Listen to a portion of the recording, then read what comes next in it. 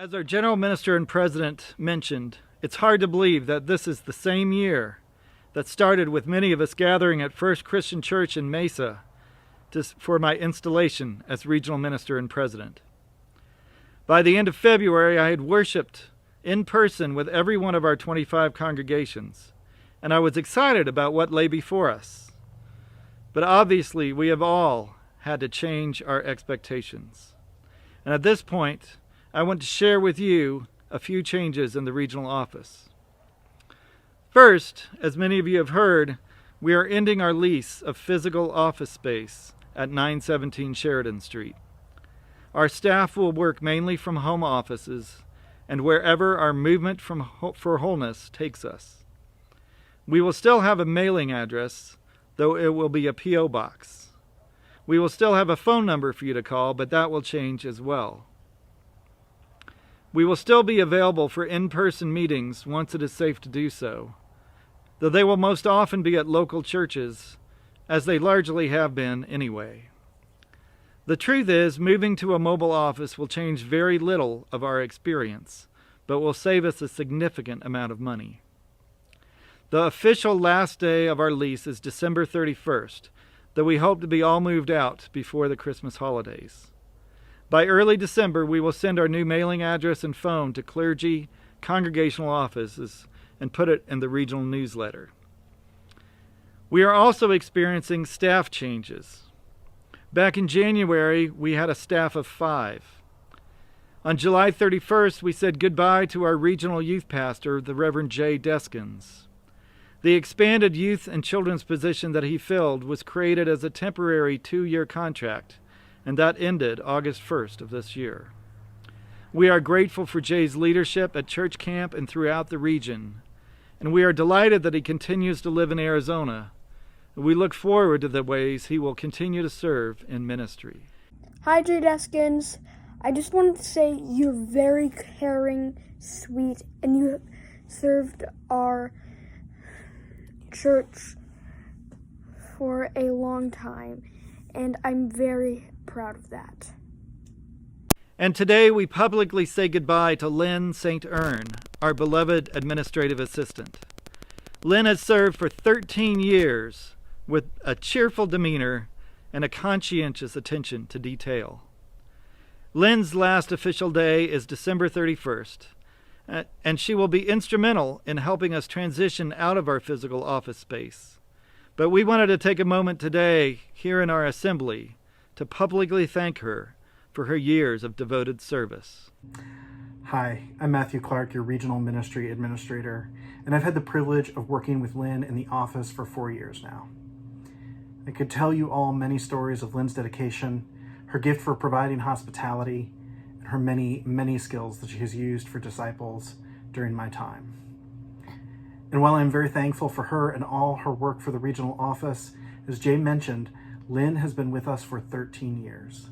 Most of those years were spent working with our former Regional Ministry Administrator, Lyn Smith, and former Regional Minister and President, Reverend Denny Williams. So we've invited each of them to say a few words of thanks. Hey, Lyn. It was really nice to be asked to send a word about you. We're in Grateful Month at my house, the month of November. That's what we call the Grateful Month in my family, my whole family. And I thought I would just take a couple minutes and let you know some of the things I'm grateful for. I think you already know this, but I also believe it's really important to say the things that are in your heart and that you are feeling. I can remember in the very beginning when you came to the region, and both Denny and I were just so struck by your presence. You are genuinely one of the most hospitable people I have ever known, and I still feel that way. I loved working with you. You and I made a great team. I think of all the times we did assemblies and events and even just meetings together, and you're just such a gracious presence, and I like to think that some of that rubbed off on me and that I became better at what I did because of you. I hope that I did. I'm grateful for all the years we worked together, and I'm grateful for the ways you were able to share your gifts with the region. more than anything, I am grateful for our friendship after working together for all those years or during that time. And then since then, you and I have become such great friends, and I count you one of my closest friends, and that is the most important thing to me. I am happy today that you are being celebrated in a way, even though it's virtual, I believe, but important nonetheless. And I just want you to know I am truly grateful for you, and I truly adore you, and look forward to spending more time together when that becomes possible. Happy Celebration Day. Lyn, while Denny wasn't able to get a video, he sends these words, which he asked me to read on his behalf. From Denny. Lyn, I wanted to add my word of thanks for your incredible service to the Arizona region. You have literally been the voice of hospitality and grace for and to Arizona disciples. As you answered the phone with such welcome and fielded the toughest of calls with a gentleness and care. You made arrangements for our meetings, kept us on track with registrations and credentialing, and supplied the office with such ease and care. You embodied the phrase, "Never heard her say a bad thing about anybody." Mostly, you brought the region a deep integrity and joy in your presence. On behalf of all those who you served and whom worked with you, thank you. You made us and the region better. You will be missed. In shared service, Denny. In addition to the office and staff changes, I'll say a brief word about regional finances. For most of the last decade, the Christian Church in Arizona has been in a fairly stable financial position. Our income comes from two primary sources: your congregation's gifts to the Disciples Mission Fund, and income from endowments, thanks to the legacies of several faithful individuals and congregations. We also receive income from your gifts to the Christmas offering and from gifts to the annual fund by individuals like you. The annual fund is our biggest opportunity to grow our income for ministry in Arizona. In 2018 and 2019, we spent less than was budgeted, but since our income was also less than our projections, we entered each year with a substantial financial deficit. But the good news is, thanks to the PPP loan and to your congregation's continued support of Disciples Mission Fund, we expect to end 2020 without a deficit, and our Commission on Finance hopes to write a budget for 2021 where income matches expenses. So in spite of a difficult year, we are trending in the right direction. Anyone who wants more details is invited to contact the regional office. But be forewarned, if you show a keen interest in numbers, you might be asked to serve on the Regional Commission on Finance. And we thank Carol Tidrow for her continued leadership as our treasurer and our chair of the Commission on Finance. I'd also like to share some about our ministry goals for the near future.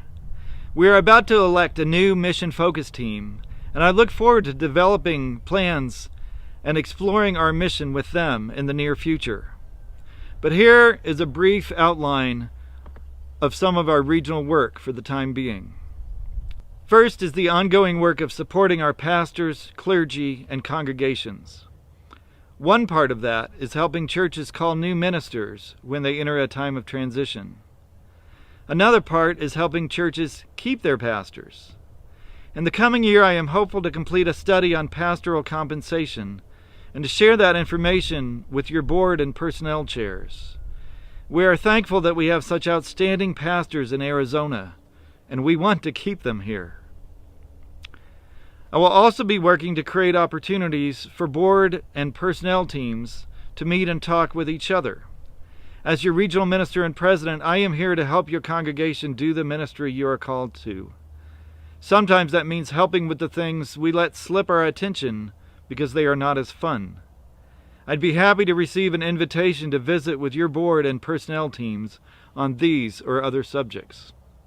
Another major area of focus will be our mission imperative to become an anti-racist, pro-reconciling region. Over 20 years ago, Disciples adopted an anti-racism initiative. Disciples leaders nationwide have named racism as a sin and called the church to fight against this major principality and power, work that is finally starting to gain traction at the congregational level. This will be a priority for us. We have an active anti-racism team with 4 leaders who have been trained to hold anti-racism workshops. We encourage you to host one for your congregation. Since our October series, One Region, Many Voices, brought together between 40 and 50 people every week from nearly 20 congregations across our region, we are beginning discussions about how to continue to hold similar region-wide conversations and workshops on a variety of topics, but especially to help further this mission imperative, exploring many aspects of the complicated intersection of race, immigration, and power. We are also committed to developing more racial balance in all of our regional leadership teams, and I am delighted to announce that we have been awarded a $15,000 grant from the Orion E. Scott Foundation to help with our leadership development. Keep an eye on your EAZ newsletters for how we will utilize this grant. And we are also committed to making anti-racism work a part of every gathering, starting today with a short video with a biblical reflection on how God's people are on the move. We also have some rethinking to do about our youth and children's ministry. As a region, how do we do spiritual and leadership development with our young people? I invite you to contact me if you are interested in being part of that work. We will also be working to expand our new church team and to clarify our process of starting and welcoming new congregations. As part of this, we will be reflecting on the covenantal relationships between congregations. What does it mean to be a congregation in the Disciples of Christ, to be part of the Arizona region, and a part of the Christian Church Disciples of Christ in the United States and Canada? Disciples, we have a lot of work to do as we move toward 2021 and beyond.